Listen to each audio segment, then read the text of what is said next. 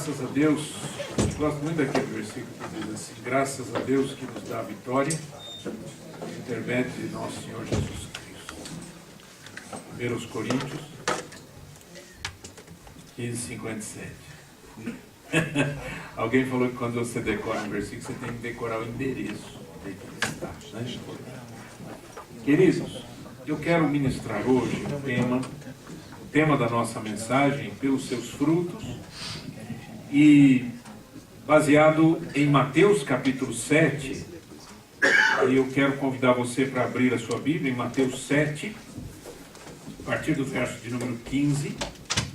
Mateus capítulo 7, verso de número 15, nós vamos ler até o verso 23. Mateus 7, 15 a 23. Você trouxe a sua Bíblia, ou se não, acompanhe aqui a leitura que vamos fazer. Aliás, vamos fazer essa leitura em voz alta. Você faria isso comigo? Lendo, acho que dá, né? Não está longe, né? Então vamos lá. Eu sou eu aqui, né? Tá bom, eu vou ficar aqui agora. Dá? Tá bom. Acautelai-vos dos falsos profetas, que se vos apresentam disfarçados em ovelhas, mas por dentro são lobos roubadores. Pelos seus frutos os conhecereis. Colhem-se porventura uvas dos espinheiros, ou figos dos abrolhos? Assim, toda a árvore boa produz bons frutos, porém a árvore má produz frutos maus. Não pode a árvore boa produzir frutos maus, nem a árvore má produzir frutos bons.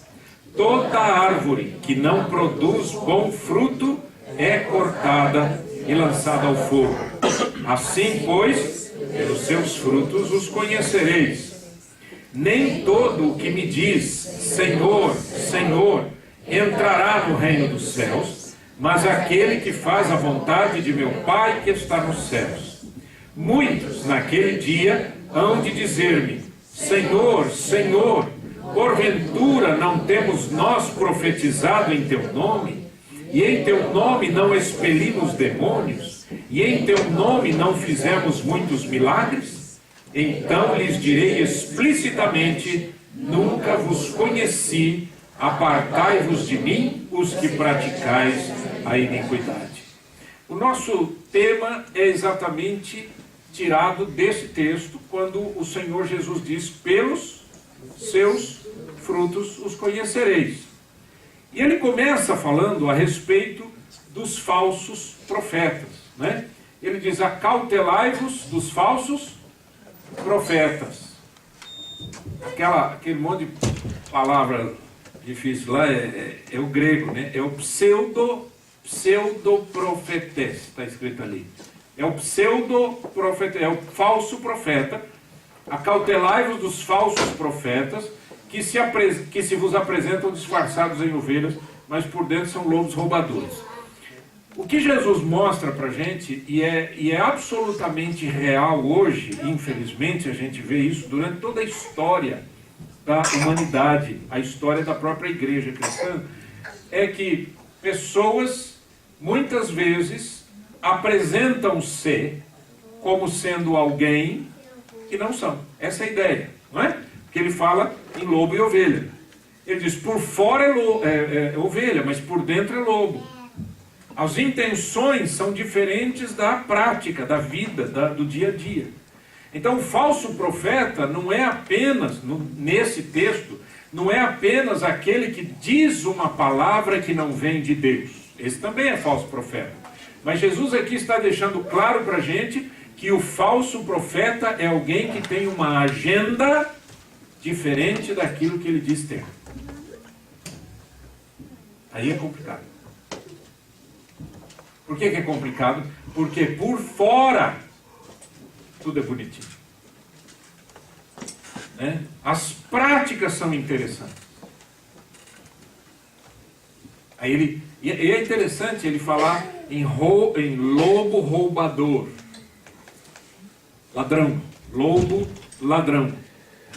Ora, o que o lobo faz? O lobo e a ovelha. O que é o lobo? Quem persegue quem?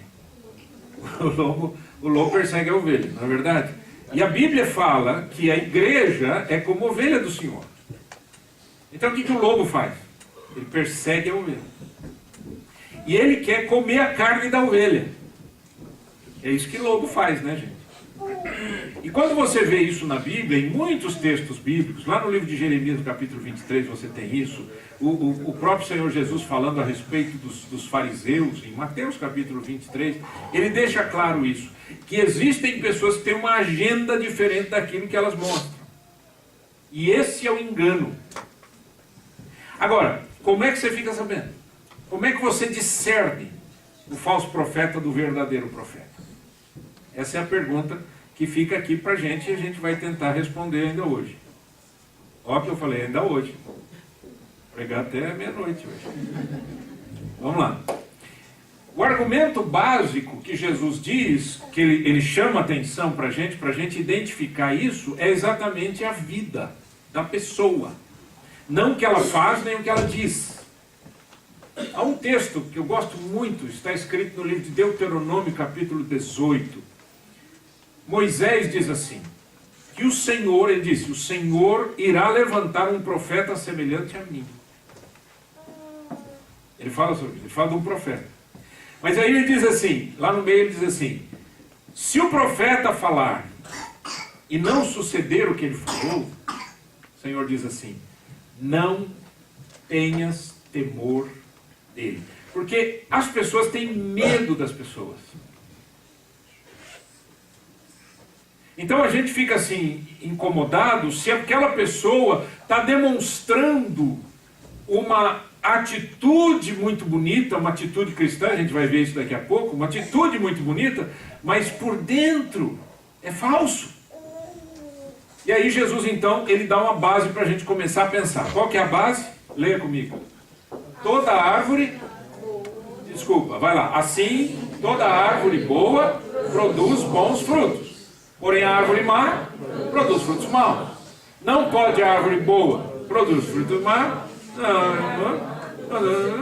Ou seja, se a árvore é boa, ela vai dar bons frutos. E se a árvore é má, ela vai dar maus frutos. A árvore má pode dar bons frutos? Não. E a árvore boa pode dar maus frutos? Não. Essa é a ideia. A ideia que Jesus está mostrando aqui é a ideia da vida, ou seja, da natureza. Né? Não estou falando da natureza da pessoa.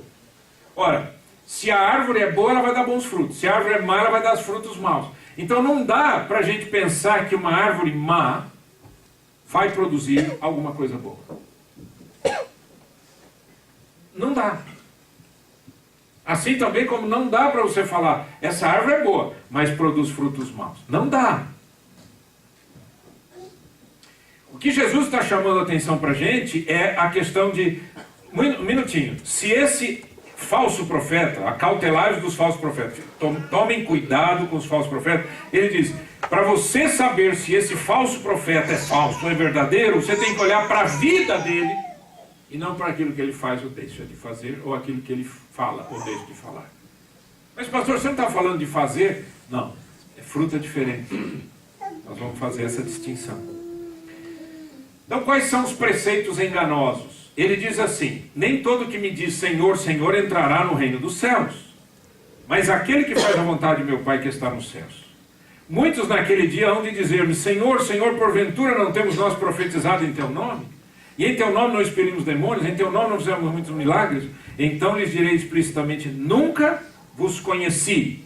Apartai-vos de mim, os que praticais a iniquidade. Então alguém vai chegar diante do Senhor, é isso que ele está dizendo, naquele dia, e vai dizer assim, aquele dia do juízo, e vai dizer assim, mas Senhor, porventura não temos profetizado em teu nome?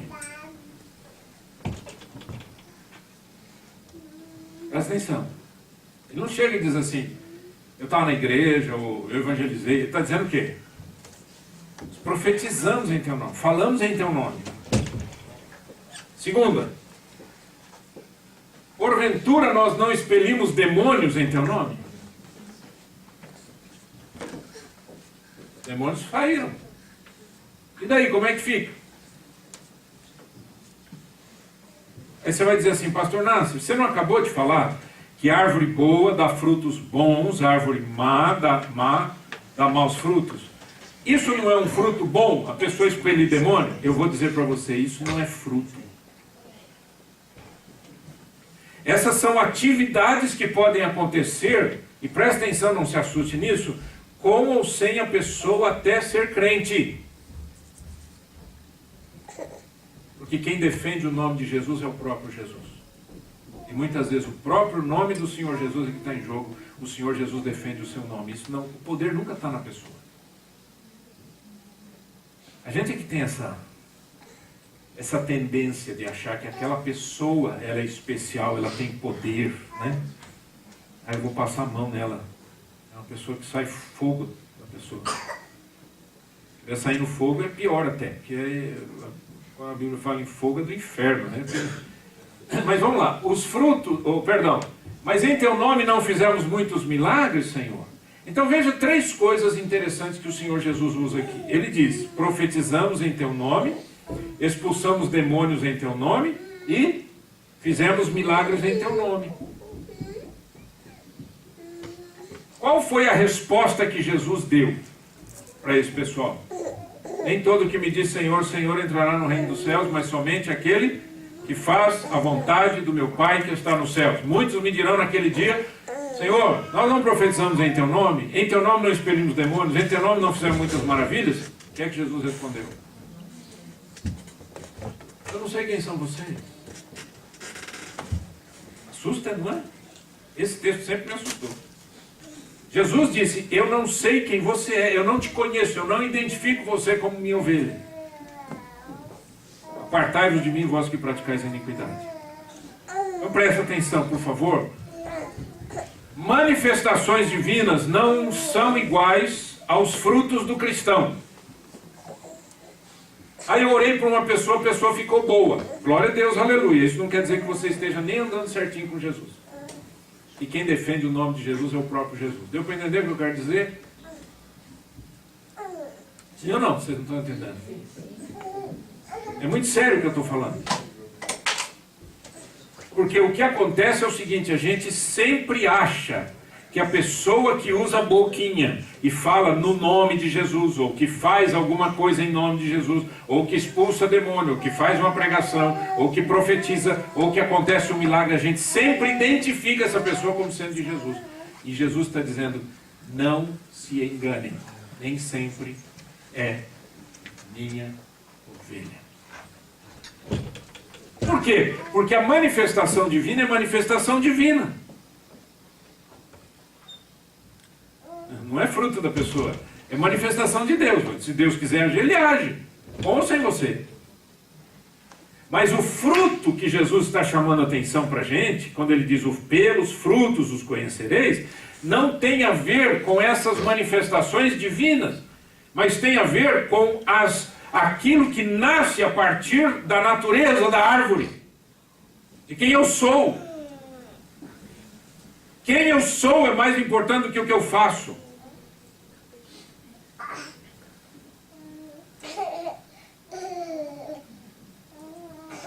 Vou perguntar para os maridos aqui presentes, nenhum precisa responder, tá bom? E a mesma pergunta para as mulheres. Você faz tudo certo no casamento? Não belisque a pessoa que está ao seu lado, não dê cotovelada. Você faz tudo certo? Não, gente, não faz. Você sempre é o melhor marido, melhor mulher do mundo. A gente fala essas coisas no dia do nosso aniversário, põe no Facebook, a melhor mulher do mundo, melhor marido do mundo. Esses dias eu vi um cara falando assim, quando eu penso que a minha mulher, ela é fantástica.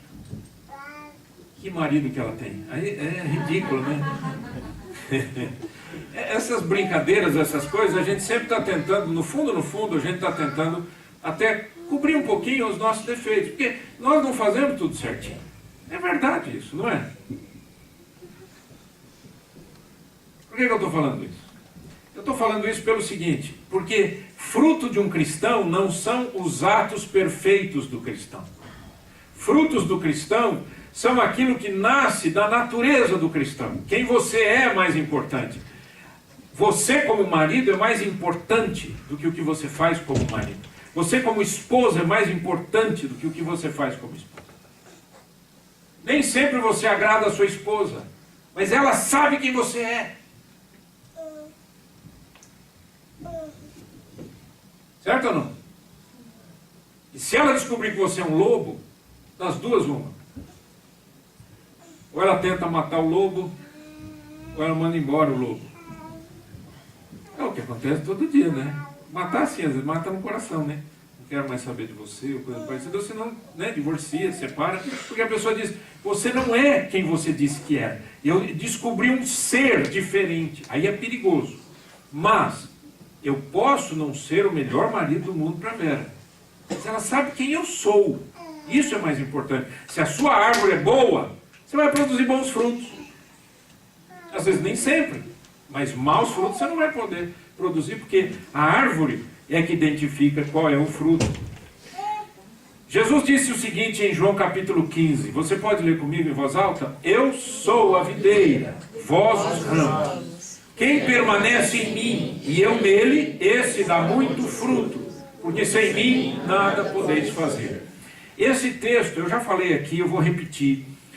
Esse texto muitas vezes chama a atenção da gente, porque a gente imagina que o fruto sobre o qual Jesus está falando é ganhar vida para Jesus, é fazer alguma obra na obra de Deus, é fazer e acontecer nas coisas do Senhor ou na igreja.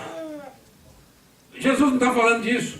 Jesus está dizendo, presta atenção, põe na sua mente aí, você é bom para isso. Veja lá, ele disse assim, eu sou a videira verdadeira. O que é uma videira? Árvore que dá uva, certo? Eu sou a videira verdadeira. Então quem que é a árvore? Jesus. A árvore é Jesus. O meu pai é o agricultor. O que o agricultor faz? Cuida da árvore. E vós sois os ramos. Quem que nós somos? Os ramos. Quem que é a árvore? Jesus. Quem que são os ramos? Nós. Aí ele diz assim, todo ramo que dá fruto, ou melhor, aqui é outro versículo, né? Dentro do texto. Mas aqui, nesse versículo, ele diz, eu sou a videira, vós os ramos. Quem permanece em mim, quer dizer, o ramo que está em mim, vai dar fruto, muito fruto. Pergunta, que tipo de fruto é esse? A natureza da árvore, gente. O fruto nunca vai ser diferente da natureza da árvore. E quem é a árvore? Bingo. O fruto do cristão não é fazer coisas para Deus. O fruto do cristão é aquilo que na minha vida revela a natureza da árvore, que é Jesus. Certo? Vamos continuar. Em Gálatas capítulo 5, Jesus, o apóstolo Paulo, pelo poder do Espírito Santo, ele fala do fruto do Espírito. E ele diz o fruto do Espírito, antes disso ele fala das obras da carne. Ele diz, as obras da carne são conhecidas e são tal. Mas o fruto do Espírito é. Eu acho interessante que ele coloca exatamente singular. Ele fala das obras da carne, mas ele fala do fruto do Espírito. O fruto do Espírito, ele diz, mas aí você fala, mas está errado então o português, né? Porque ele fala, o fruto do Espírito é amor, alegria, paz, bondade, benignidade. Não, é que o fruto do Espírito é o amor. O resto está tudo grudado no amor. Se você pensar bem, é isso que está escrito ali. A alegria nasce do amor, a paz nasce do amor. A longanimidade, a paciência nasce do amor. A benignidade nasce do amor. A bondade, a fidelidade, a mansidão, isso nasce do amor. Agora, quem é amor? Deus é amor. Quem é a árvore? Jesus. Eu sou o ramo. Que fruto que sai daqui? O amor de Deus. Sobre isso que Jesus está falando. Então ele diz, quando ele fala, cuidado com os falsos profetas, ele não está falando daquilo que o falso profeta faz, porque o falso profeta chega e diz assim, mas eu expulsei demônio, eu profetizei no nome do Senhor, eu fiz milagres. E o Senhor está dizendo assim, naquele dia, que vai ser o dia das revelações, das surpresas, Ele vai dizer o quê? Eu não te conheço, essa é a questão. O poder de Deus, ouça isso que eu vou falar. O poder de Deus é acionado pela fé. E muitas vezes não é a fé nem do pregador, e nem do pastor, nem do missionário, e nem a sua. É a fé de quem precisa. Vocês estão entendendo isso? Ok. Uma mulher tinha um fluxo de sangue, diz a Bíblia, certo? Ela tinha uma hemorragia crônica. Ela fica sabendo que Jesus está passando ali, ela pensa, se eu for perto dele, passar a mão na roupa dele, eu vou ser curado. Ela vai e faz isso. Só que Jesus está no meio de uma multidão. Gente, você já andou pressionado por muita gente? Quando você anda pressionado por muita gente, você não percebe quem tocou em você, quem não tocou. Principalmente passar a mão na roupa. Você nem sabe, não é? Tem um monte de gente atrás, da frente, em cima. Às vezes, você vai onde você não quer, né? Você vai onde a multidão quer, né? Eu uma vez fui num museu. No dia anterior tinha sido feriado e no dia seguinte não ia abrir. Eu escolhi certinho. Fui no dia do desespero. Eu não conseguia parar para ver nenhuma obra, porque a multidão me levava. Eu ia assim, ó. De verdade, era um corredor longo, né? E não tinha jeito. Quando ela passa a mão na roupa de Jesus, tem que prestar atenção nos detalhes da Bíblia. Jesus fez o quê? Parou e comentou o quê? Quem me tocou? Quem me tocou? O pessoal que estava do lado de Jesus não conta. Imagina, tanta gente. Alguém me tocou porque de mim saiu poder. Agora, saiu poder porque Jesus estava olhando para aquela mulher? Saiu poder porque Jesus estava com a mão em cima da cabeça daquela mulher? Não. Saiu poder porque aquela mulher, com fé, tocou em Jesus. O que Jesus disse para ela? Filha, a tua fé, é isso que às vezes a gente não entende. A tua fé te salvou. Então o que acontece? O falso profeta, como usando o termo que Jesus está usando, ele pode até fazer lá, não sei o que, e alguém é curado. Aí diz, gente, vamos na campanha desse homem, dessa mulher, porque tem fogo lá, tem poder, glória, aleluia. Foi a sua fé que salvou você. Foi a sua fé de ter chegado na presença do Senhor. Foi a tua fé de chegar na presença do Rei Eterno, Jesus Todo-Poderoso. Saiu o poder dele. É isso que Jesus está falando. Ele diz, eu não te conheço. Mas aconteceu. Aconteceu, mas não aconteceu por sua causa. Aconteceu por minha causa. Aconteceu porque o poder sai de mim. Essa manifestação divina que eu estou falando que é diferente do fruto. Qual foi então a revelação de Jesus para o fruto? Jesus fala duas frases e que na verdade você pode juntar em uma só. Ele diz, nem todo aquele que me diz Senhor, Senhor entrará no reino dos céus, mas aquele que faz a vontade de meu Pai que está no céu. Primeiro ponto. E lá no fim ele diz, eu não vos conheço, apartai-vos de mim, vós que praticais a iniquidade. A palavra iniquidade é a palavra anomia, aqui nesse texto, anomia. Fica claro pra gente, quer ver? Nomos é lei. Deuteronômio.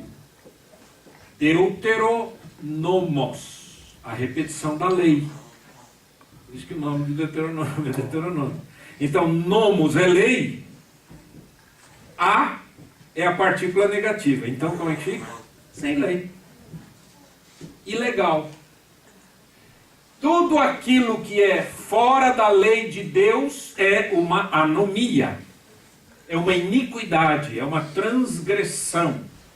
E a Bíblia diz aqui em 1 João 3, versículo 4, você leia comigo, por favor, todo aquele que pratica o pecado também transgride a lei, porque o pecado é a transgressão da lei.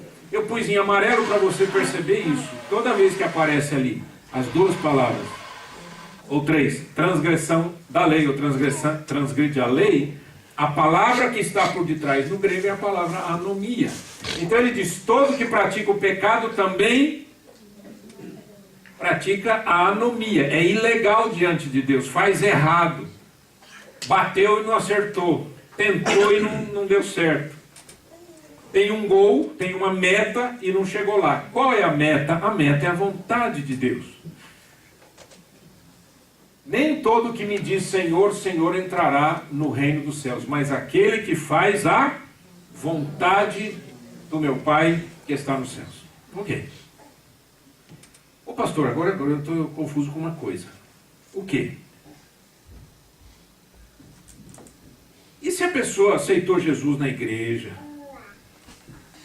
Ela já não está salva?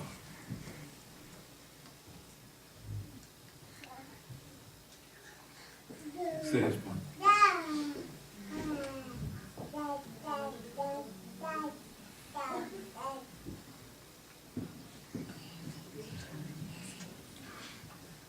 Hã? A pessoa fez um apelo lá e alguém disse, eu aceito Jesus na minha vida.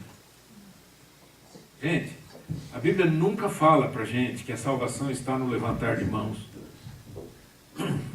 A Bíblia fala em salvação a partir de uma coisa chamada novo nascimento. É uma mudança completa. É um coração novo. Aquilo que a Bíblia fala, citando o texto do Antigo Testamento, dizendo que o Senhor diz assim, eu tirarei o seu coração de pedra e te darei um coração de carne. Ou seja, eu vou tirar essa insensibilidade que você tem para comigo e eu vou te dar sensibilidade de vida. Eu vou te dar vida. A vida quem dá é o Senhor Jesus. Então quando essa pessoa chama Jesus de Senhor, e a palavra grega ali é Kyrios, muito importante essa palavra, é uma palavra fortíssima, não é um senhor apenas tipo, oi, o senhor está aí, não, é um senhor de poder, de autoridade. E essa pessoa está chamando Jesus de Senhor, Kyrios, Kyrios. Ele diz, nem todo aquele que me chama de Senhor, Senhor, entrará no reino dos céus. Por quê? Precisa fazer a vontade de Deus. Aí você fala assim, então a salvação é pelas obras, pastor. Não, é que fazer a vontade de Deus, a primeira vontade de Deus é o quê? É que as pessoas se arrependam, né, gente? O que a Bíblia fala? Que Deus deseja que todos os homens sejam salvos e cheguem ao pleno conhecimento da verdade. Deus quer que as pessoas tenham uma vida nova, tenham um coração novo, tenham uma história nova. Salvação não é ser membro de uma comunidade. Salvação é uma mudança de vida completa. E essa é a vontade de Deus.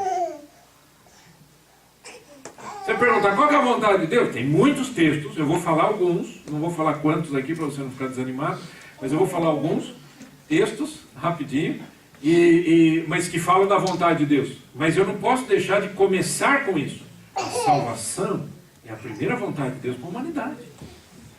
Por que Jesus Cristo veio ao mundo, não é? Por que Jesus deixou a ordem para a sua igreja, e de fazer discípulos de todas as nações, batizando-os em nome do Pai, do Filho e do Espírito Santo, ensinando-os a obedecer todas as coisas que vos tenho ordenado, e eis que estou convosco todos os dias até a consumação dos séculos. Por que Jesus falou isso?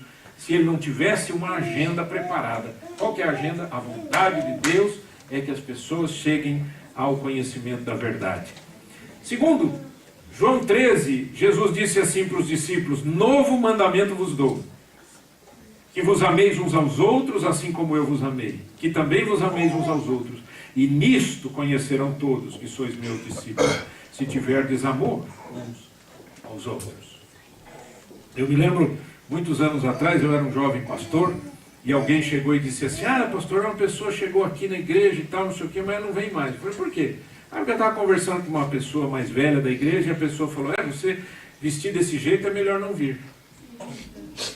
Aí é duro, né? Aí eu fico pensando uma coisa. Esse texto aí tem a ver com o que, né? O que Jesus está dizendo aqui? A gente vai ser conhecido como discípulo de Jesus não pela carteirinha que você tem da igreja, nem pelo dia do seu batismo, nem se você canta, não canta, se você prega, não prega. Você é conhecido como discípulo de Jesus se você ama seu irmão, se você ama sua irmã.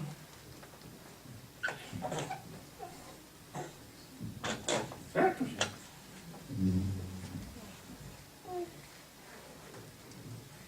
que significa uma coisa muito séria, gente. Que mais do que pregação, as pessoas querem saber se nós vivemos o que pregamos. Não é? As pessoas querem saber se aquilo que a gente fala do amor de Cristo, a gente vive esse amor de Cristo.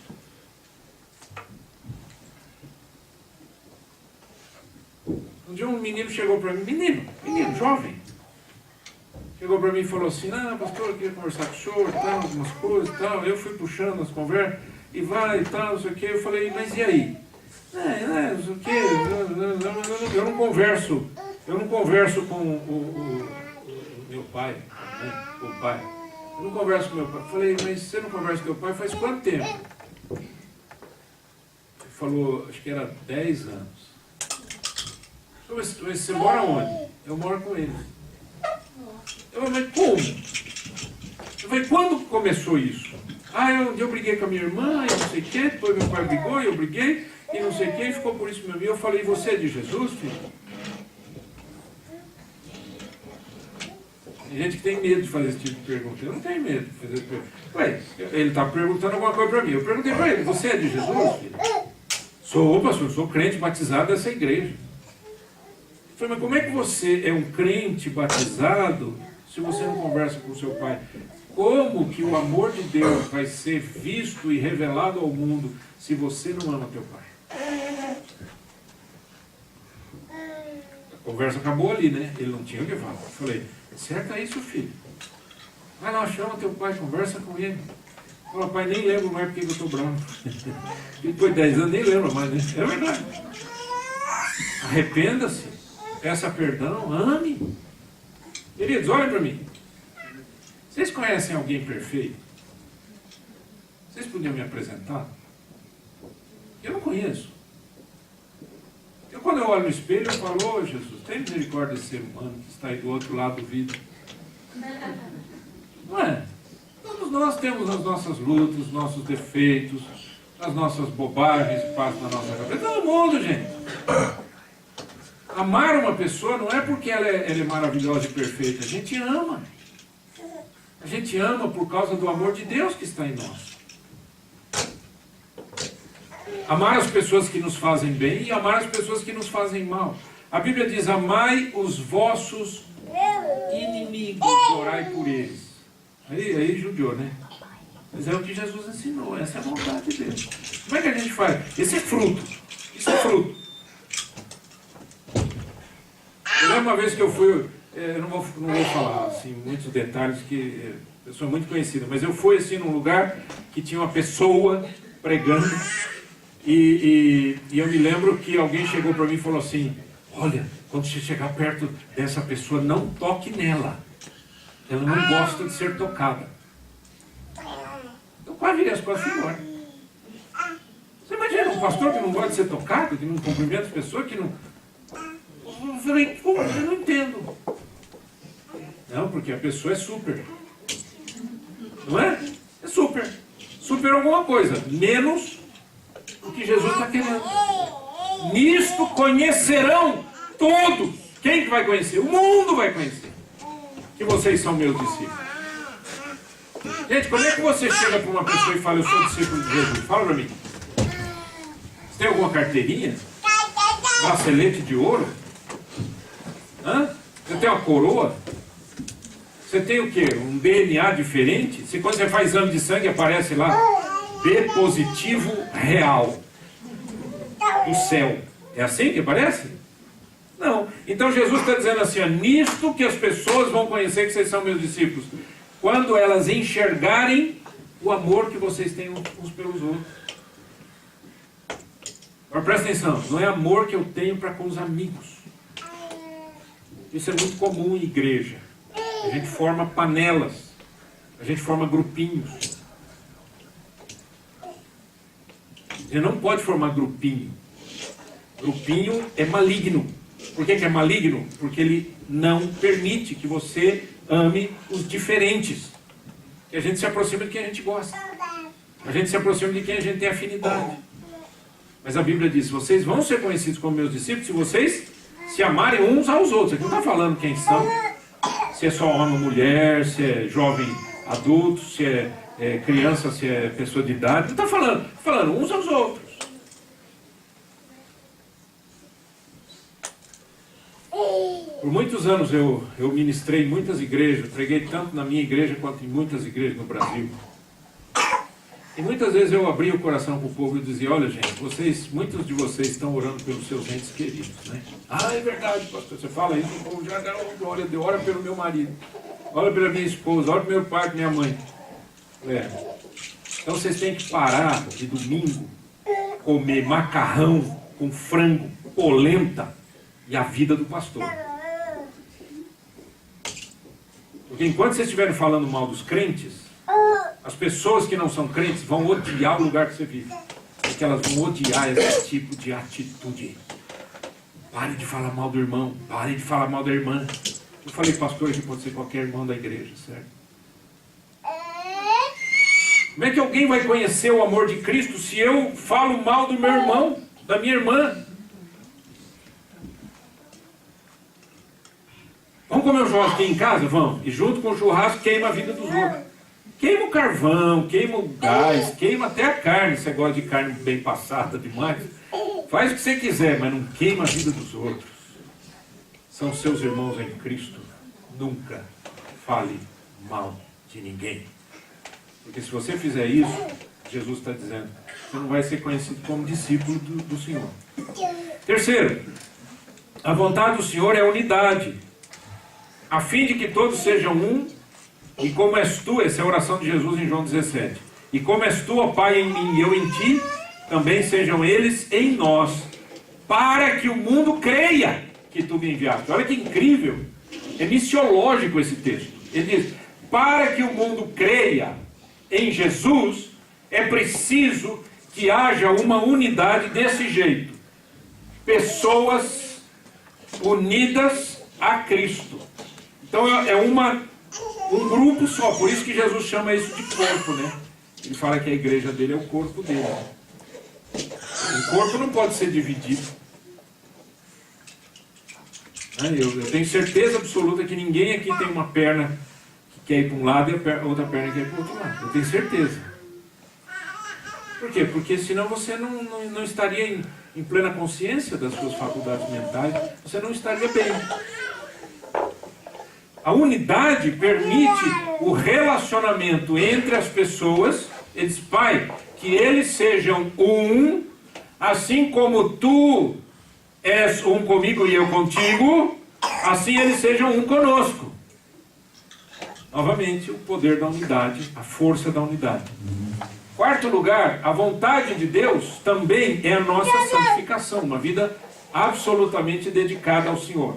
Pois esta é a vontade de Deus, a vossa santificação, que vos abstenhais da prostituição, que cada um de vós saiba possuir o próprio corpo em santificação e honra, não com desejo de lascívia, desejo apaixonado pela carne, né? Como os gentios que não conhecem a Deus. Ele está falando de vida nova, de vida transformada, de santificação mesmo, de transformação de vida, né? Eu sempre tenho chamado muita atenção, principalmente quando eu estou perto dos homens, mas hoje, infelizmente, a gente tem que falar com homens e mulheres porque as coisas estão pegando todo mundo. Tem que tomar muito cuidado com a internet. Quando eu era menino, e antes de me converter, eu fui morar na casa de uma tia minha. Esse foi o processo que acabou me levando para a conversão, louvado seja Deus. Aliás, alguns dias atrás, o meu primo, que foi usado por Deus para me levar para São Paulo, faleceu esses dias agora. E foi muito triste, sentir muito essa perda, porque Deus usou a vida dele para que hoje eu estivesse sendo o que eu sou, fazendo o que eu faço, falando o que eu falo, crendo como eu creio. E antes de me converter, na casa desse meu tio e dessa minha tia, já não tinha mais os filhos, porque eram todos casados. Mas eu tinha alguém lá que tinha algumas revistas Playboy,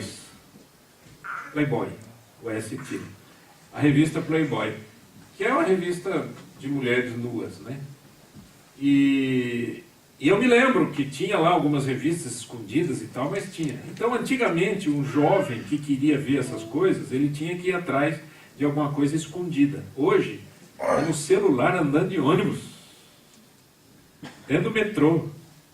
Você pensa que o cara está vendo uma pregação, até com fone de ouvido. Você está vendo um filme pornográfico, né? E aí, a gente fica pensando o seguinte, como é que fica a mente de uma pessoa que é corrompida pelo pecado? Fica uma mente adoecida. Infelizmente, eu já aconselhei, eu e minha esposa aconselhamos muitas mulheres que tinham pânico, tinham desespero, porque elas diziam, a vida sexual nossa é difícil, falando do marido, né? Por quê? Porque o cara, eu acho que ficava indo atrás dessas coisas aradas todas, vendo o que as prostitutas fazem e queria que a mulher fosse igual. É uma sujeira, gente, é uma imundície. E é sobre isso que Paulo está... Se Paulo estivesse vivendo hoje, ele ia falar de internet. Mas é que aqui ele fala assim, ó, a vontade de Deus é a vossa santificação, que vos abstenhais da prostituição, é todo aquilo, a palavra grega ali é porneia, tudo aquilo que tem a ver com o sexo fora do casamento. Sexo antes do casamento ou adultério, que é sexo com outra pessoa que não seja seu cônjuge. Qualquer coisa, seja em pensamento, em ações, em atitude, Paulo diz, livrem-se disso. A vontade de Deus é que o corpo de vocês seja santo. Isso é muito importante, queridos. Por quê? Porque muitas filosofias acreditam que o importante é o que você tem na mente e não o seu corpo. O corpo não é importante. Não, no cristianismo o corpo é muito importante. Jesus sofreu no corpo. Nós vivemos e mortificamos o nosso corpo. O corpo é muito importante. É preciso santificar, é preciso renunciar, é preciso pedir perdão, é preciso mudar de vida, é preciso mudar de história. Isso não acontece só na internet com pornografia. Acontece num cara que trabalha 8 horas por dia com uma moça toda arrumada, toda lindona, toda cheirosa, e ele chega em casa, a mulher está cheirando alho. Toda vez, ela não toma banho. E aqui para cheirar alho nessas casas aqui é a coisa mais simples do mundo, é só cozinhar. Com alho. Eu cheiro a cebola, né? Não é verdade? O que eu quero dizer, óbvio, gente, entendam por favor, eu não estou querendo dizer, a coitada está trabalhando, eu não estou querendo dizer isso, o que eu estou querendo dizer é o seguinte, é que muitas vezes a mente daquele homem se corrompe, porque o relacionamento conjugal, a mulher não quer nem saber mais dele, e vice-versa, não é? É muito sério isso, queridos. Então a gente também, não é só crucificar quem está fazendo coisa errada. É dizer, espera um pouquinho, no caso, eu estou falando do casal. Eu estou contribuindo para isso?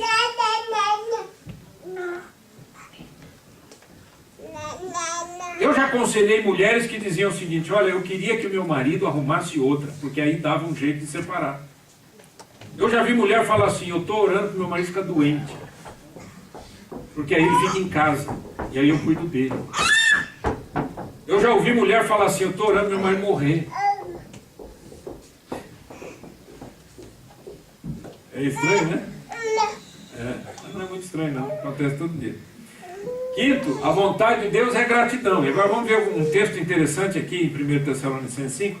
Em tudo dai graças. Porque essa é a vontade de Deus em Cristo Jesus para convosco.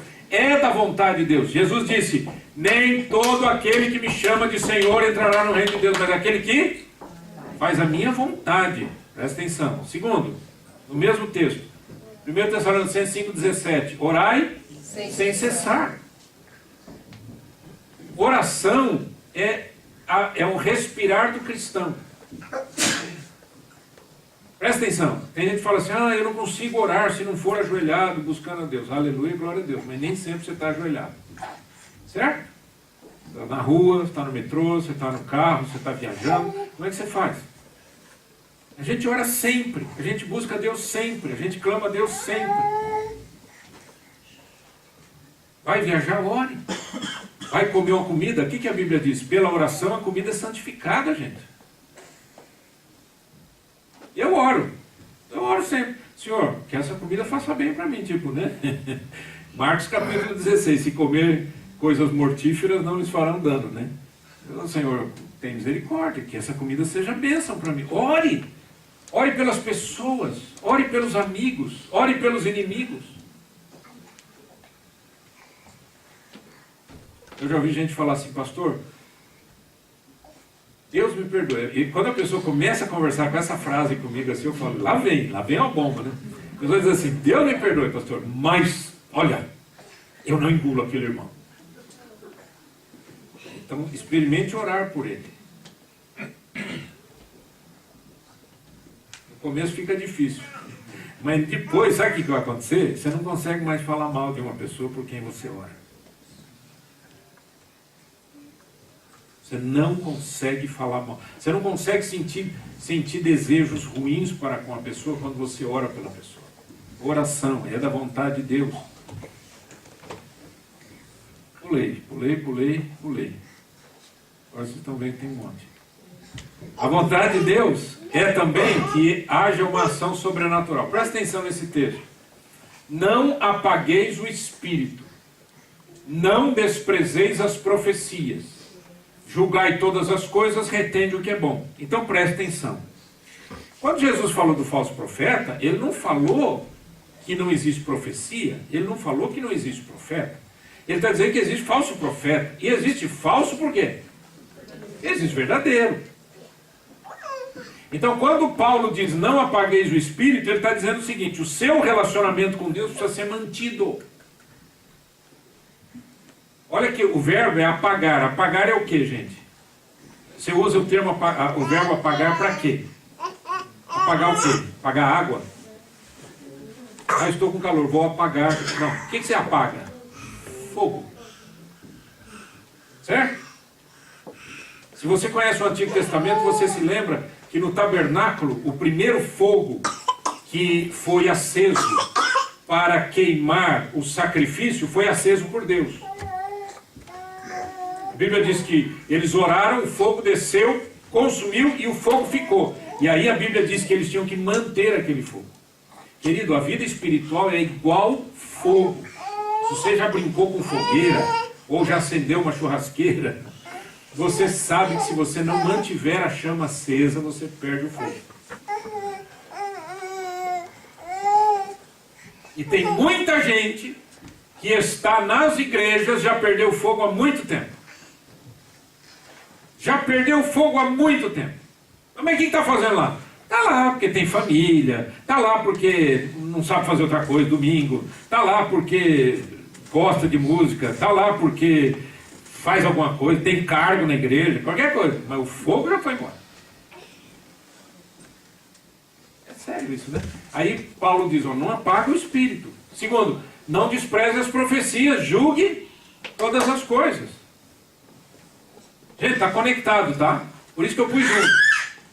Ah, pastor, eu li aqui, julgai todas as coisas. Agora eu vou julgar as pessoas. Não é para julgar nada, é para julgar as profecias. É o que está escrito lá. Não desprezeis as profecias, julgai todas as coisas. Retende o que é bom. Por que eu devo julgar as profecias, querido? Me dê uma razão. Por causa das pessoas.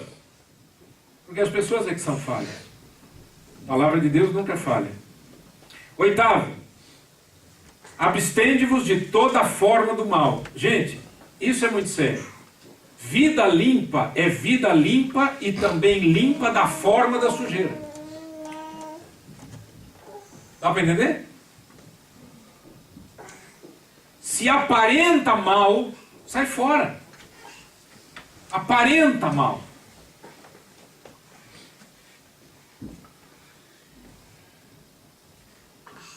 Vamos imaginar a seguinte cena, tá? Sou casado com a Vera, graças a Deus. Daqui a uma semana vamos fazer 34 anos de casados. Bênção, vivemos bem, louvado seja Deus. Imagina a cena, tá? Imagina a cena. Eu sou aqui o pastor e tal, não sei o quê. E aí eu vou cumprimentar você, a irmã, uma irmãzinha em Cristo, né? E aí eu chego e digo, oi irmã, tudo bem? Como é que vai? Dá 2 beijinhos aqui, não sei o quê. Agora dá um abraçozinho, né? No pastorzinho. O pastor também fica carente, o pastor também não sei o quê. Só no chicote. É ou não é? Cachorrão, sem vergonha. Ah não, mas eu não tenho intenção. Mas está parecendo que tem. A forma do mal já é suficiente para acabar com o seu testemunho.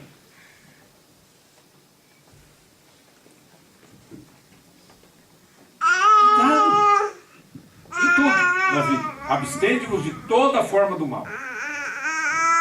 É mal, sai fora. Benignidade. 1 Pedro 2, 15 e 17. Porque assim é a vontade de Deus que pela prática do bem façais emudecer a ignorância dos insensatos, como livres que sois, não usando todavia a liberdade por pretexto de malícia, mas vivendo como servos de Deus. Tratai com todos com honra, amai os irmãos, temei a Deus, honrai o rei. Ele está falando, Pedro escreve para uma igreja que está fugindo da perseguição.